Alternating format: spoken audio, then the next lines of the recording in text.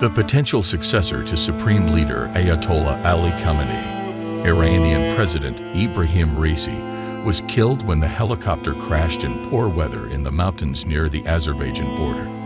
There was no immediate cause for the crash in Iran's East Azerbaijan province.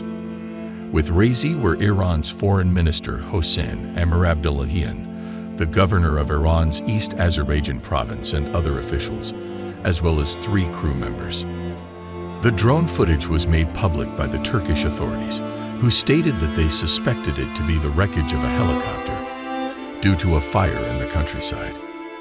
A public procession was held in Tabriz, the capital city of East Azerbaijan province, when the bodies of the president, foreign minister, and other officials and staff were brought. A glorious burial was planned for Ibrahim Raisi by the organizers in Mashhad, the holy Shia city in northeastern Iran. 5 days of public mourning has been announced by the Supreme Leader Ayatollah Ali Khamenei. Things in Iran have turned upside down with the growing speculation over the potential replacement of the 85-year-old supremacy leadership, Ayatollah Ali Khamenei, who has long been the subject of tremendous curiosity due to his own health. It is hardly anticipated that the unfortunate demise of Iran's hardline ruler will significantly alter Iranian policies or shake the Islamic Republic. However, it will put to the test a system in which elected and unelected conservative hardliners currently control every arm of government.